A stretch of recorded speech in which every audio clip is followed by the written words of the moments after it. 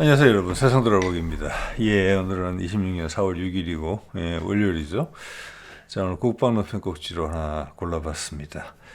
지난 한 10여일, 1-2주간에 걸쳐서 제 눈에 띈 것들 를 좀 묶음으로 해서 한번 말씀을 좀 드려볼까 하고요. 개별 사안에 대해서 제가 그걸 어떻게 접수하고 있는지 말씀을 좀 드려보고, 또 오늘 영상에 또 직접적인 계기가 됐던 것은 제가 제목에 표현한 이런 겁니다.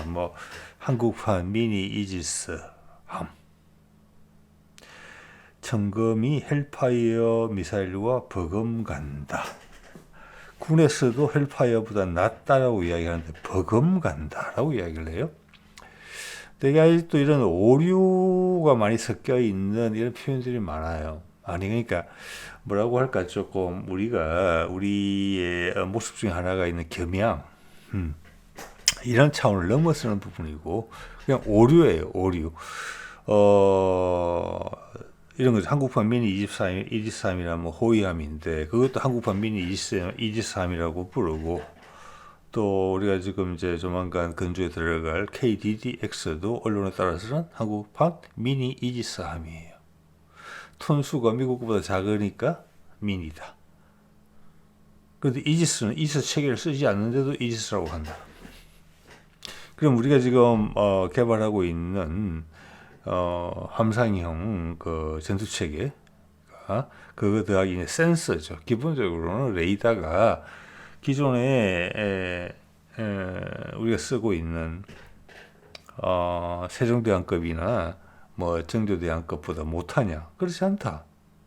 이것은 미국도 최신으로 들여오고 있는 스파이6 레이더죠. 레이션. 이때까지는 이제 로키드 마틴이었고, 폐사 방식은 스파이6 레이더 A사 방식입니다. 거기에 부응하는 전투 체계. 이거랑 맞짱을 떠야 되는 것이고, 향후 미국은 함정 생산이 상당히 느려질 것이기 때문에 해외 시장에서 다른 무기 체계들처럼, 예를 들어서 천궁을, 인기 많잖아요, 그죠? 천궁을 갖다가 예를 들어서 미니 패트리엇 이러면 기분 좋겠어요, 안 좋겠어요? 아니 기분을 떠나서 그게 적당하겠습니까, 안 적당하겠습니까? 우리 K2 전차를 이제는 과거의 탱크가 돼버린 한국판 에이브람스 이러면 기분 좋겠습니까, 안 좋겠습니까? 그리고 그게 사실관계 버거 맞습니까, 안 맞습니까? 또 우리가 지금 다극화 세상에 전 세계적으로 자국 방위를 위한 무기에 대한 수요가 많이 높아지고 있고, 거기에 우리가 크게 움직이려고 하는 거잖아요. 그래서 우리 정치적인 세판짜기가 국방이라는 부분이 항상 얽혀 있어요. 프랑스가 와도 국방, 인도네시아가 와도 국방, 베트남이 와도 국방, 미국과의 어떤 새로운 인도 태평양 전략에서도 국방이 핵심이죠. 그런데 스스로를 지나치게 낮추는 이런 표현들은, 그리고 사실관계에 부합하지 않는 이런 표현들은 사라져야 된다고 봅니다. 이런 것을 언론에서 계속 남발하고 있어요. 지금도 보면 F-35가 떨어졌는데 F-35가 세계 최고의 전투기인 것으로 계속 비추어지고 있어요. 그걸 어떻게 떨어뜨렸냐, 이런 식이란 말이에요. 근데 F-35는 원래는 F-16을 대체하는 거였어요. F-22 랩터가 F-15를 대체하는 거였고, 하이, 로우에 갔단 말이에요. 그래서 싸게 대량 생산하려고 만든 염가 버전이 원래 목적이었어요. 그 목적에 부응하지 못했지만은. 그래서 제 이야기는 F-35라는 기체 자체가 대량, 큰 일은 F-22에 맡기고, 그 다음 자질구레한 대량 수량으로서 맞추는 일을 하기 위해 디자인된 기체라는 거예요. 즉, 제공 전투기의 최고봉으로서 디자인된 기체가 아니에요, 전혀. F-22 은퇴했죠. F-35 갑자기 올라가는 거예요. 그 위상을 물려받는 거죠. 전혀 안 맞죠. 미국 스스로 F-35의 추가 도입을 줄이고 있어요. 왜? 그 돈 가지고 6세대 전투기 개발하니까. 미국의 미래 전략 계획에 공군 전력에 F-35가 안 들어있어요.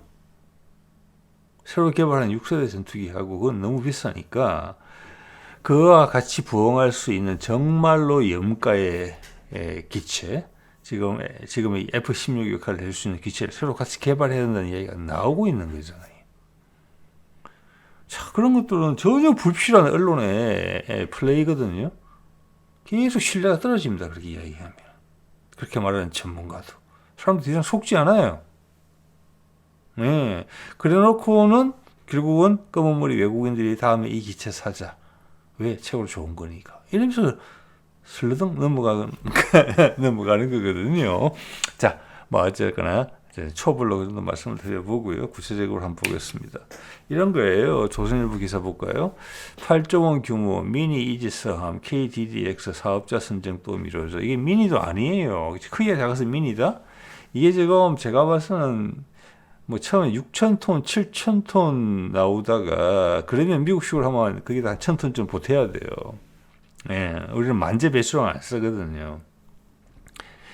자꾸 선형이 커지고 있단 말이에요. 이제 9,000톤 넘어갈 거예요. 아마 실제적으로는 그렇게 되면은 미국의 대표적인 그 이지스 함인 알레이버크급하고 같아요. 크기가. 지금 우리 세종과 정주가 엄청 큰 거예요. 만통이 훨씬 넘어가기 때문에. 네. 그럼 어디서 이 미니를 갖다 붙이는 거냐. 이지스? 이미 낡아 빠진 그 미국의 전투 체계를 우리가 대신 홍보해 주는 거잖아요. 왜 그래요? 우리 배 이거 팔려고 할 거 아니에요. 우리 호위함하고 우리 한국형 구축함 우리의 영향력을 확대하는 과정에서 이건 아니에요. 군에서 새로운 말을 만들어 줘야 돼요. 이지스가 뭐 방패라는 뜻이잖아요. 그죠? 제가 이해하기로는 그렇다는데 그러면 예를 들어서 이런 거예요. 말을 새로 만들어야 돼. 뭐 첼라지망, 무협지적 용어를 하면 차용해 본다면은 내지는 팔괘진, 그 누구도 빠져나갈 수 없다는 팔괘진. 뭐 이런 근사한 이름 하나 갖다 붙여야 돼요. 그리고 그걸 써줘야 돼요. 국방뉴스 같은 데서 먼저. 거기서 먼저 미니 23이라는 말을 그렇게 쓴다니까요. 군에서. 그게 우리 방산업체가 좋아하겠습니까? 차별성을 강조해야 될 거 아니에요. 왜? 더 뛰어난 거니까 우리가. 예. 자, 그리고 또 요거는 사실관계에 어긋나는 내용이에요. 이거 1년 전쯤에 나온 건데 지금도 이런 표현 쓰는 것 같아요. 아파치 헬파이어에 버금가는 K 방산의 청검의 실체. 이러면서 이 내용은 뭐냐면 아파치가 최고의 공격 헬기고 그 아파치가 채용한 헬파이어 미사일은 최고의 미사일이다. 그 두 개의 조합이다. 그래서 우리 그 어떤 미사일도 헬파이어의 아성을 넘을 수가 없다라는 전제가 은연중에 깔려 있고 새로 자라 올라오는 젊은 세대가 이걸 보면은 인이 박히는 거죠. 아파치가 세계 최고의 헬기고 헬파이어가 세계 최고의 미사일이구나. 네, 공격 헬기에 장착하는. 그런데 미국은 아파치 헬기 생산을 중단했고 새로운 기체를 개발하고 있고 또 헬파이어 미사일을 이스라엘제 스파이크 미사일로 대체해서 달려고 했어요. 그 스파이크 미사일의 최신형에 부합하는 미사일이 그걸 모델로 삼은 게 우리 청검 미사일이에요. 즉 이것은 세대 차가 나는 미사일이에요. 헬파이어는 청검과 비교할래야 비교할 수가 없어요. 가장 큰 것은 발사하는 기체의 생존력 보장이라는 부분이 있고 두 번째는 뭐냐면은 동시 대응 능력이 있어요. 헬파이어는 한 번에 하나의 목표밖에 공격을 못해요. 그런데 제가 보고 있는 데는 거의 10중 8구 청검은 여러 개의 목표를 동시에 공격할 수 있습니다. 그걸 우리가 홍보를 안 하고 있어서 그렇지. 그 홍보 안 하는 것은 이해가 돼요. 그리고 그걸 뭐 대중이 다 알 필요도 없는 것이고. 그렇지만 대놓고 이렇게 이야기하는 건 아니라는 거죠. 버금과 어떤 구분을 못하진 않겠죠. 버금 간다는 것은 비슷하다는 거잖아요. 우리 청검이 헬파이어와 버금 가지 않습니다. 훨씬 뛰어납니다.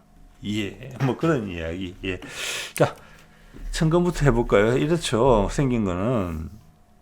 자, 이것은 이제 여러 가지 이야기를 해볼 수 있는데, 뭐 이건 우리의 이제 국방 상식이라는 차원이고, 또 향후 이런 것들을 지나치게 왜곡하거나 강조해서 이야기할 때는 뭔가 의도가 있다라는 부분을 우리가 캐치해야 되는 부분이 있어요. 그죠?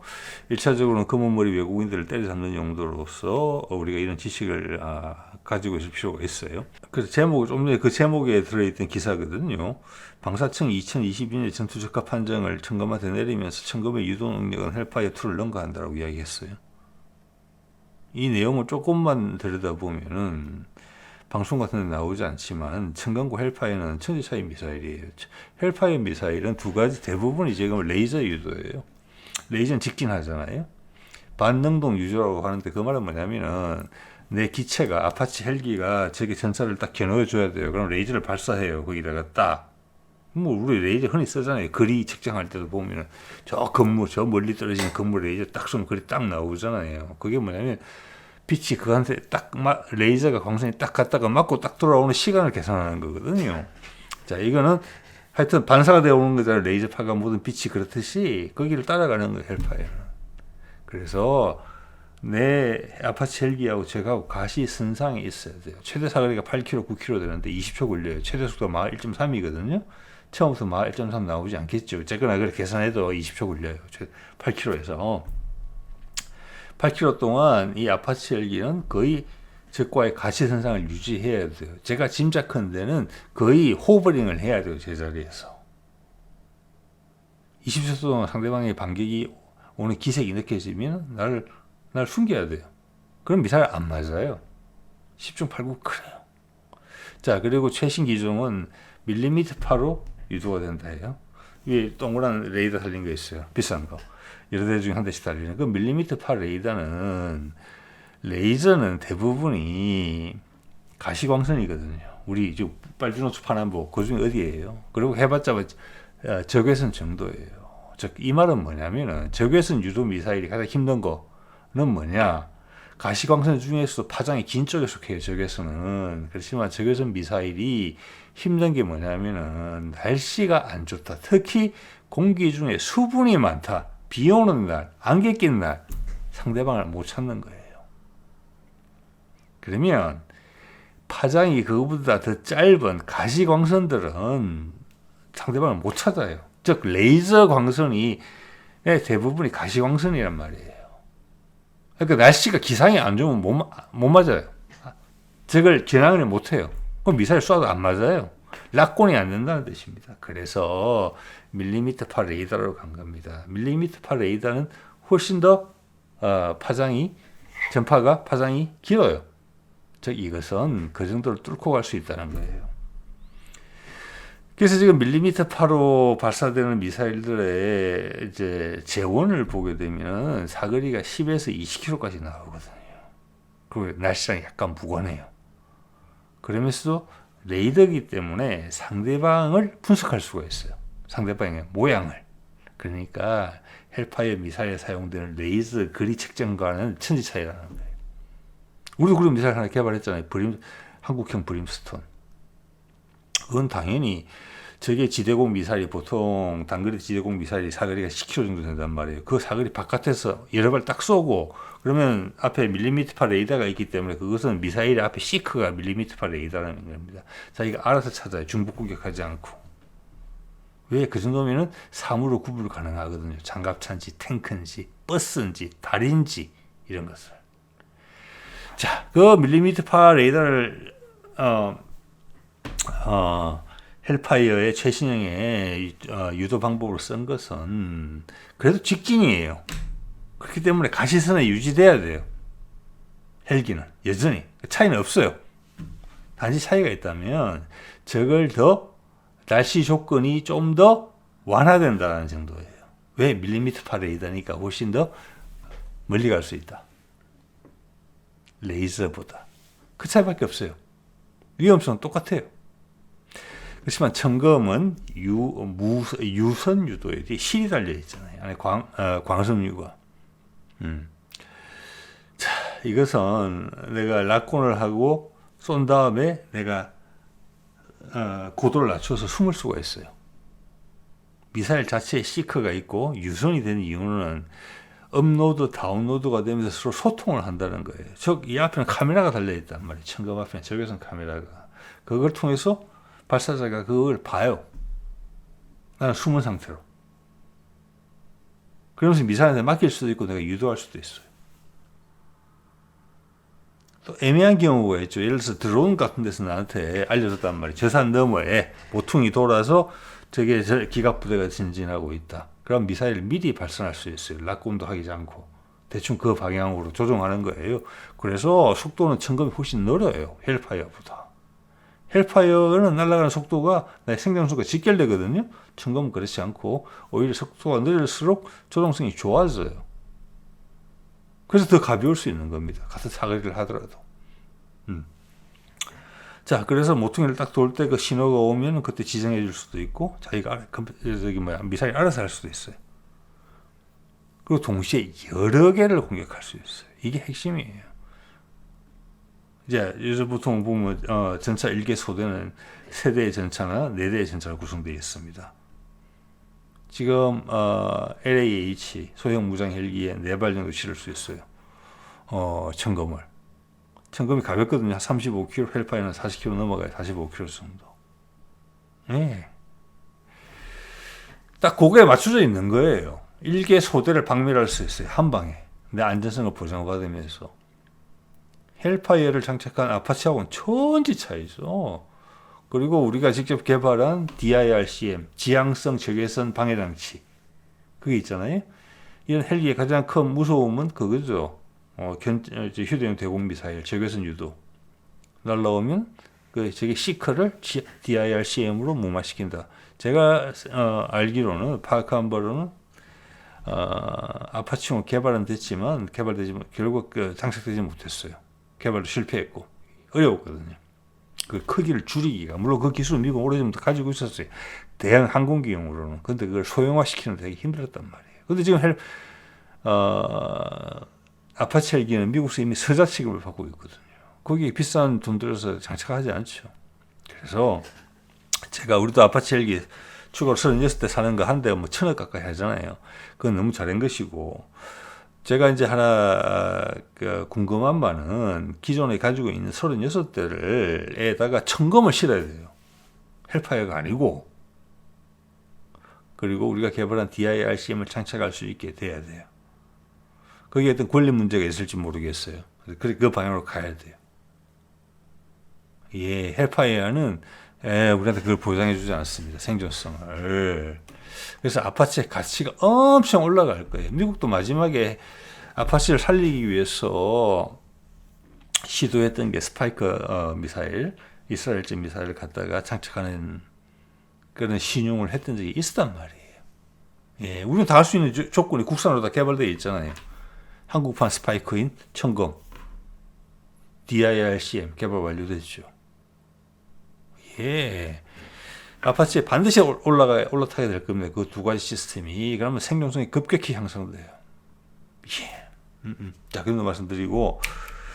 자, 이게 뭐 아파치 헬기고 지금 보면은 8발 정도가 장착이 되어 있어요. 이 8발로서 탱크를 8대를 무찌를 수 있다. 이렇게 이야기를 하는데, 그러려면은 하나당 20초씩에서 최대 8km 사거리에서, 160초? 예. 거의 3분 가까운 시간을 하늘에 채공해야 됩니다. 절대 요즘 같은 상황에서 이번에 보시죠 여러분. 이란에서 떨어진 F-18, F-15 소형사 구하기 위해서 블랙호크 들어갔는데 그게 쉽지 않았잖아요. 예. 이제는 그냥 드론이 날라옵니다. 드론이. 그렇게 보시면 딱 맞아요. 그런데 3분이나 떠 있다 하늘에 8대를 적을 제압하면서 이거 만화책에 나오는 이야기예요. 이제는. 네. 그래서 그런 것에 더 이상 속지 말아야 된다. 이런 이유이기 때문에 아파치 헬기가 미국이 포기한 것이다. 그리고 후속 개발도 없고 부품도 없다. 그래서 우리도 36대 안 사는 것이다. 돈도 한 3, 4조 가까이 배정이 됐었어요. 거기에. 자, 그랬고 차세대 기동 헬기라는 부분이 나오는 것이고 한국적인 전투 환경을 감안했을 때 헬기 전력은 반드시 필요합니다. 어떤 목적이라도 그 다른 나라도 마찬가지예요. 전투하는 방식이 바뀐다. 한국적인 환경에서 더 좋다. 계곡에 숨어서 산 뒤에 숨어서 상대방을 공격할 수 있기 때문에. 예. 그리고 지금 우리 드론도 같이 장착이 되잖아요. 자, 그것은 개발이 거의 끝났어요. ALE라고 불리는 거. 이스라엘 업체랑 같이 개발한 걸로 제가 알고 있거든요. 그게 개발 시작한 지가 벌써 한 10년쯤 됐어요.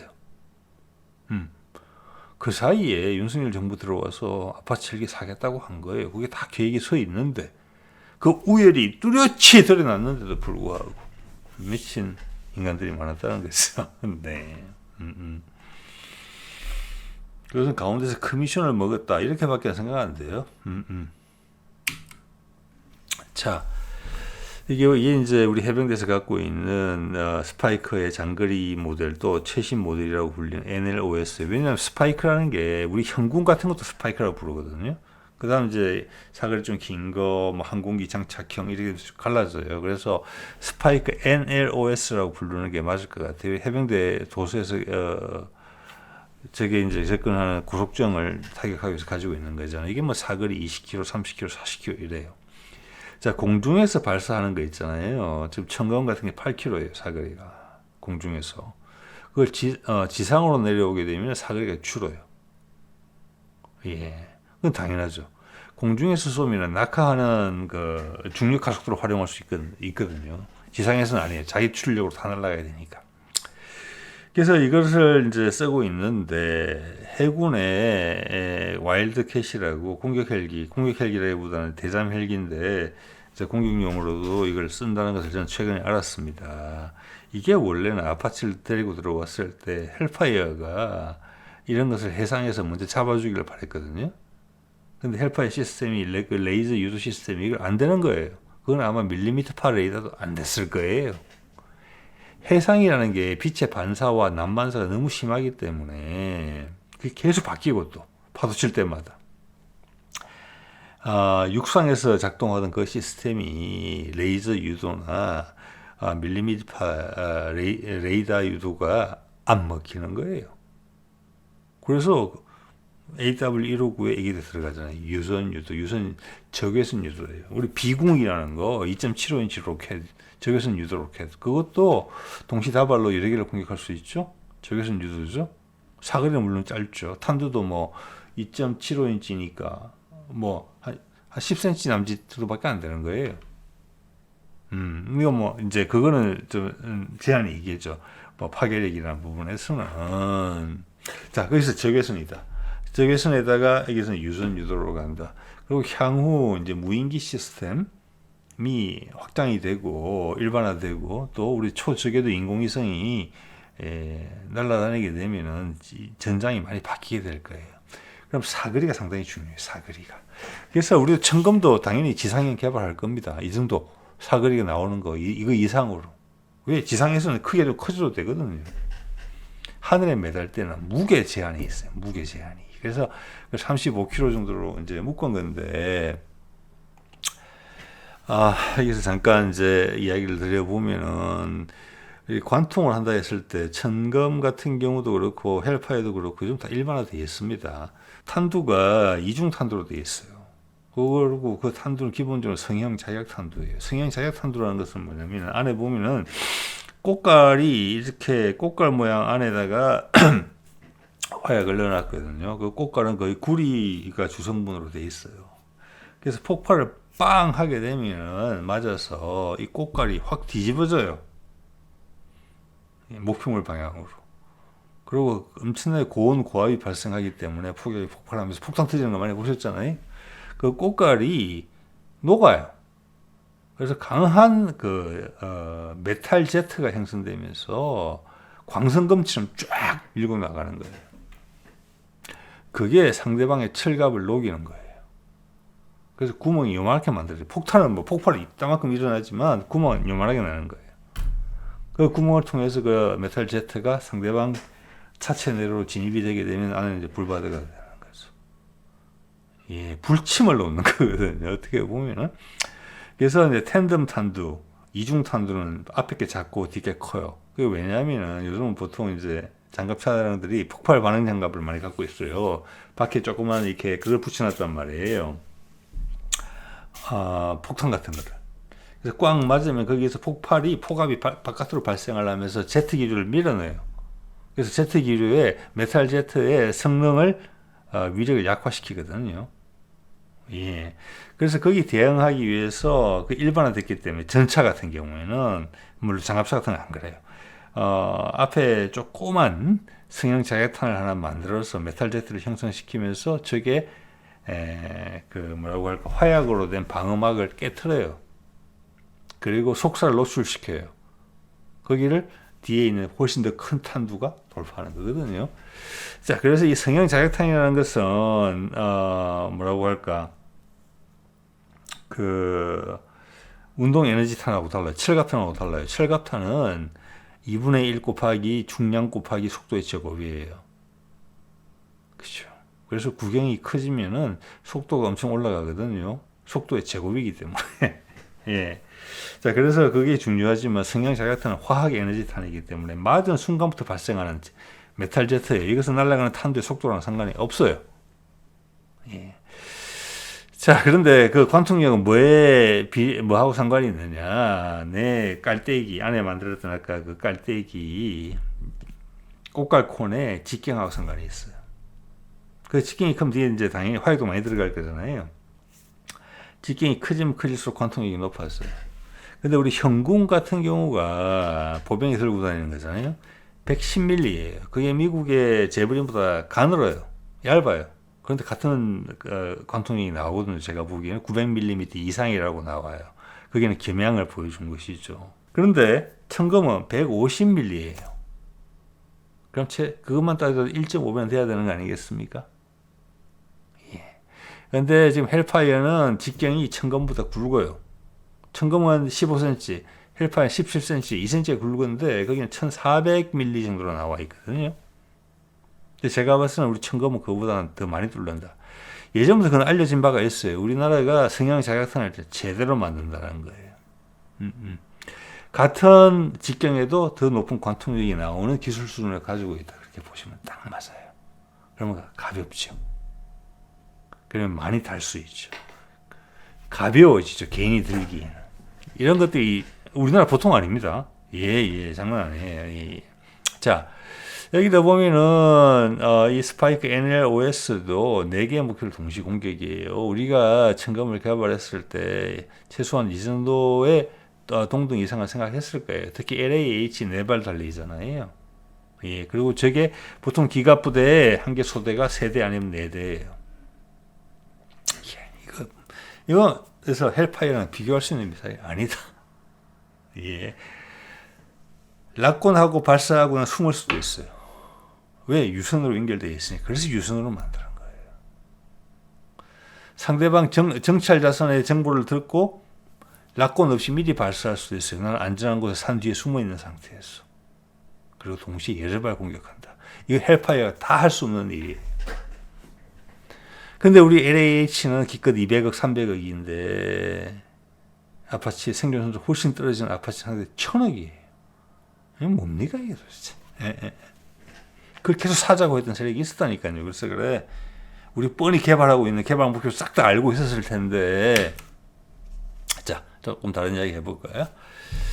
자, 이거는 얼마 전에 무슨 드론 이런 거 행사가 있었던 모양인데, 그래서 제가 이제 캡처해 놓은 겁니다. 수소 드론이다. 여기서 눈이 가는 것은, 야, 수소 드론이나 뭐 전기 드론이나 뭐 조용한 건 마찬가지일 텐데, 뭐 그럴까 싶었는데, 이게 저는 탁 와 닿더라고요.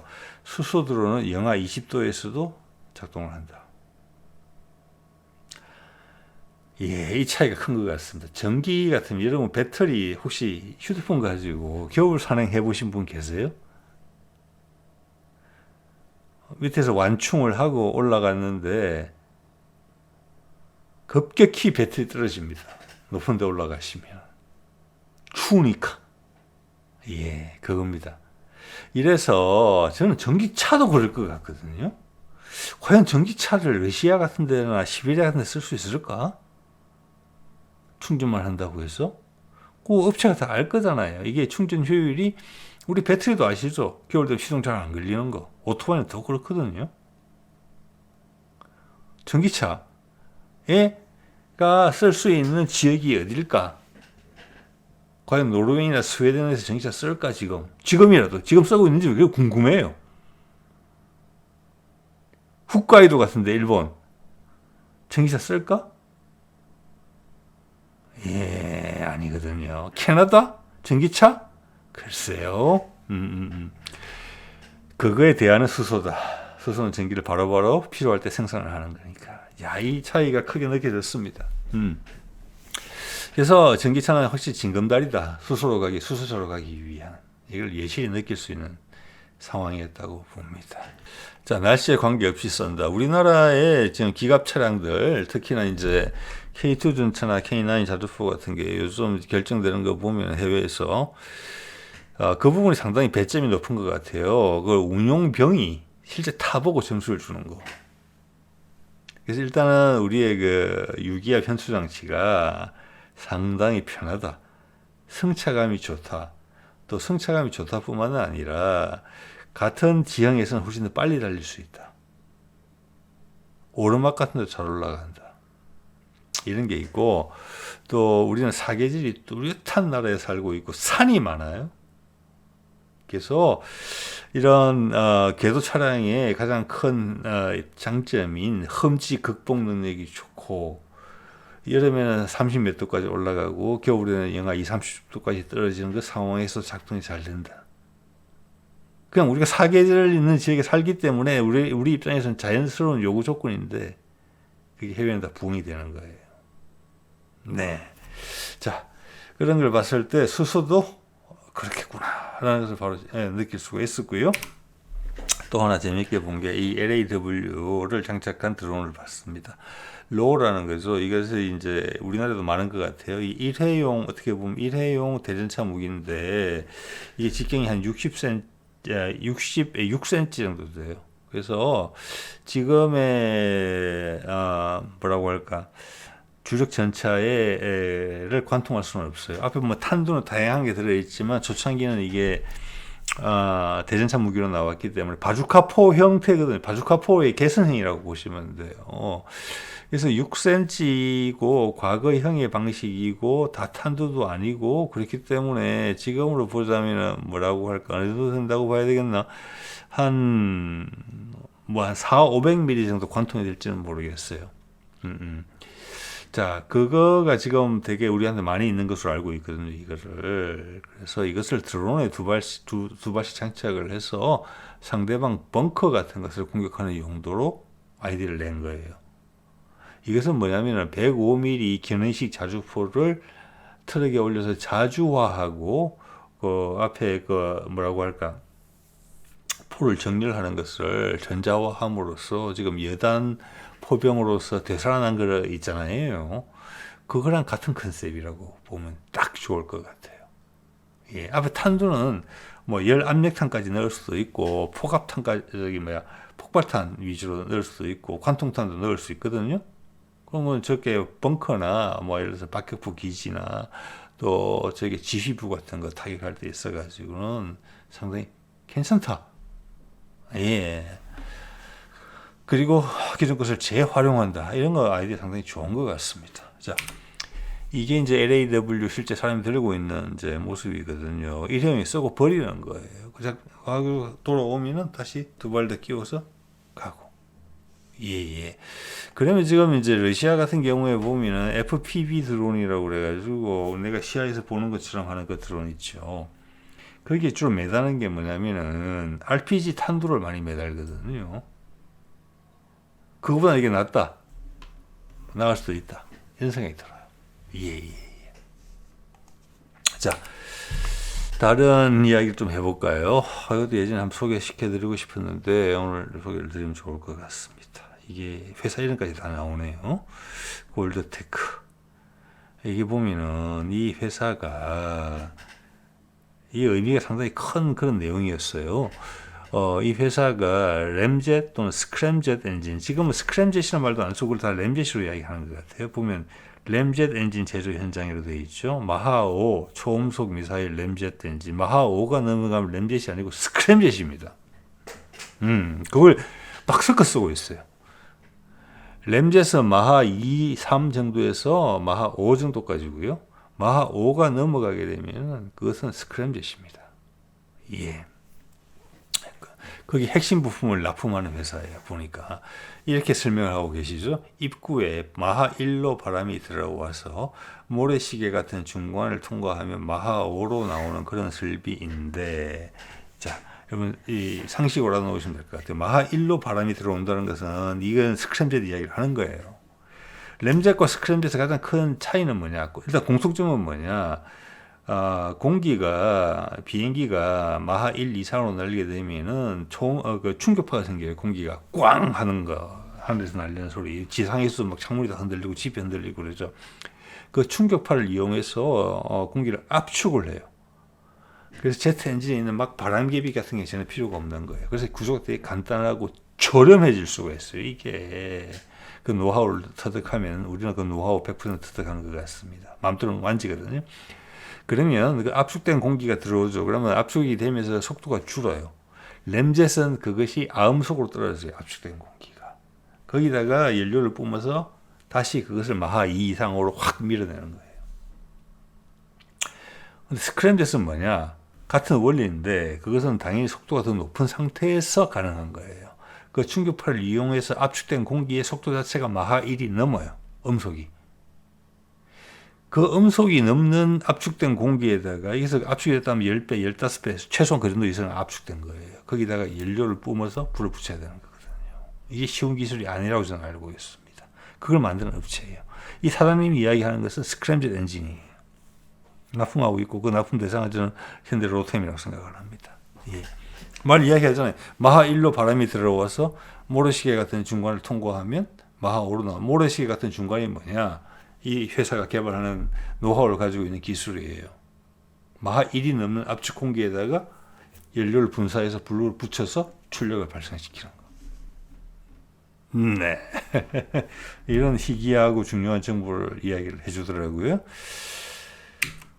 볼까요? 초음속 분사 노즐 관련된 것은 이미 개발을 해서 양산을 하고 있는 단계다. 이게 뭐냐? 우리가 개발한 한국판 지로콘, 하이코어, 그걸 하는 거예요. 자, 이걸 했기 때문에 이거 기반에 모든 것을 만들 수 있다는 이야기를 하는 거예요. 무인기까지 만들 수 있다. 극초음속 공대지 미사일. 그리고 기본적으로 그것이 뭐 덕티든 램젯이든 뭐든지 간에 우리가 이 기술에 대해서 완성을 하고 있다는 거예요. 우리가 램젯 기반으로 지금 나온 게 대한미사일, 그 뭐 문재인 때 공개됐죠. 마하 3, 4 대한미사일 램젯. 자, 러시아 기술을 가지고 인도가 개발했던 브라모스 같은 계열이죠. 예, 그런 것을 우리가 이제 벌써 한 4, 5년 전에 이미 이제 개발을 완료했다고 이야기를 했었잖아요. 그때가 22년입니다. 그걸 공개한 게. 예. 그 다음, 하이코어라고, 이제 지르콘 개념으로 개발한 거죠. 그러니까, 아까 말씀드린 브라모스 같은 경우, 한국형 브라모스 같은 경우는 램젯이에요. 그것은. 예, 그래서 공기가 초음속으로 충격파로 압축이 돼서 아음속이 된 다음에 연료 분사 노즐에 연료를 분사해서 가는 거, 그게 초음속 미사일이고, 지금 이 사장님이 이야기하는 것은 극초음속을 이야기하는 거예요. 그걸 양산을 하고 있는 단계고, 양산이다 그러면 그것을 쓰는, 그 부품을 쓰는 무기체계도 양산이 되고 있다는 이야기잖아요. 그렇죠? 그러면은 한국판 브라모스는 이미 여러 해 전의 일이고, 지금 호위함이나 구축함에 경사 발사대 그걸로 이미 다 대체됐을 거예요. 왜? 상대방이 못 막으니까. 기존 우리가 쓰고 있던 해성 같은 것은 그거잖아요. 아음속 뭐랄까 터보젯 엔진을 갖고 있잖아요. 그래서 뭐 해성2, 뭐 개선형 이야기 자체가 그게 이미 한국형 브라모스 초음속 미사일로 대체됐을 가능성이 높아요. 예. 자, 야, 그런 이야기를 했고, 이게 저는 이제 놀란 게 이 사진을 보고 좀 놀랐거든요. 대충 보면 직경이 한 50cm 정도 돼 보인단 말이에요. 이게 분사기입니다. 네, 제 상식으로 제가 알고 있는 바에 따르면 모양이 여기서 주위에서 이제 공기 압축된 마하 1 이상으로 압축된 공기가 지나가고 여기서 연료가 뿜어지면서 불이 붙는 곳이에요. 이게 되게 핵심 부품인 것으로 보이거든요. 이 양반이 말씀하시는 거 보면 20년 넘게 가공을 해가지고 데이터와 노하우가 있었기 때문이다. 이게 서방에서 아무데나 못하는 거죠, 이걸 지금. 지금 극초음속 미사일을 상용화 지금 배치시킨 게 그기잖아요. 러시아에 브라무스가 있고 지금 중국이 개발하고 있고 미국 한참 뒤쳐졌죠 지금. 우리 서방에서 유일하게 우리 가지고 있는 거예요. 미국은 초음속 대한 미사일도 못 가지고 있습니다. 자, 이렇게 되면은 지금 향후 이제 KF-21의 공대지 또는 공대해 또는 대레이더 미사일의 핵심이 될 것으로 보이는 게 램젯, 죄송합니다. 덕티드 램젯이거든요. 덕티드 램젯이 왜 선호되는고 하니, 물론 이제 미티의 대공 미사일도 램젯이고 사거리가 200km 훨씬 넘게 나오잖아요. 그 핵심은 뭐냐면, 한 번 더 말씀드릴게요. 로켓 엔진은 안에 산화제하고, 예를 쉽게 이야기하면 산소하고 연료를 같이 넣습니다. 그리고 우리 인공위성 발사하는 발사체 누리호 계열들을 보면은 그 구조를 보면 대부분이 그건 아시죠? 연료예요. 인공위성 저 위에 꼭대기에 조그맣게 달려 있거든요. 그 대부분은 그걸 하늘로 높이 올리기 위해서 추진력을 제공하는 연료란 말이에요. 연료의 절반은 산화제, 연료의 절반은 다른 절반은 연료예요. 그 두 개를 섞어서 폭발시키면서 밀어내는 거거든요. 거의 1대1이에요. 자, 이 말은 그런 이제 대형 로켓은 우주 공간으로 가는 거니까 산소를 그 바깥에서 끌어당겨서 쓸 수가 없으니까 싣고 가는 거예요. 산화제를. 맞죠? 근데 우리 대부분의 전투기가 활동하는 공간, 미사일이 날아다니는 공간은 산소가 있는데도 불구하고 우리 로켓 연료는 분리는 안 돼 있지만 그 가운데까지 섞여 있는 거거든요. 연료하고 산화제가 섞여서 고체로 만들어 놓은 거예요. 거기서 산소를 빼게 되면 로켓 연료가 절반이 줄어들어요. 다른 말로 하면 산소를 바깥에서 땡겨 쓸 수 있으면 로켓 연료를 2배 만에 실을 수 있어요. 사이가 2개 이상 길어지는 거예요. 그래서 밖에서 들어오는 산소를 줄였다 닫았다 함으로써 연소를 불을 껐다가 켰다가 할 수 있어요. 로켓 연료는 그게 안 되거든요. 그래서 덕티드 램젯이라는 부분이 장거리 미사일 체계에서는 핵심으로 여겨지는 것이고, 우리는 이미 그 기술을 다른 방향에서 확보하고 있기 때문에 지난번에 미티어를 들어오면서 기술 대입된 부분을 우리는 마음껏 지금 활용하고 있을 거예요. 그래서 공대지, 공대해 또는 대레이더 미사일 사거리가 다 500km 이상은 지금 보고 있을 거예요. 상대방이 정말 거기다가 이제 스텔스 기술 다 적용되거든요. 그렇죠. 그리고 마지막 맞는 순간에 마음껏 기동을 하면서 상대방의 근접 방공 시스템을 다 기만하게 될 것입니다. 예. 그거의 핵심, 재료가 이건지 몰라요. 예. 이것은 이제 우리가 언뜻 비춰지는 우리의 극초음속 미사일이나 KF-21의 공대지 무장이 엄청 현실에 가까워져 있다. 이걸 이제 설명해 준다고 봅니다. 예. 자, 이 마지막이네요. 이것도 한번 소개를 드리는 게 좋을 것 같아요. 엠버레어, 우리가 지금 이걸 4대인가 5대인가 샀죠. 첫 번째, 우리나라한테 건네게 될 수송기가 C390이라는 건데, 얼마 전에 시험 비행을 잘 했지요. 이제 우리한테 배달이 될 것 같은데 조만간. 이 내용은 뭔고 하니, 이 엠브레어가, 이 수송기가 추운 지역에서 이 착륙하는 시험을 무사히 마쳤다는 내용입니다.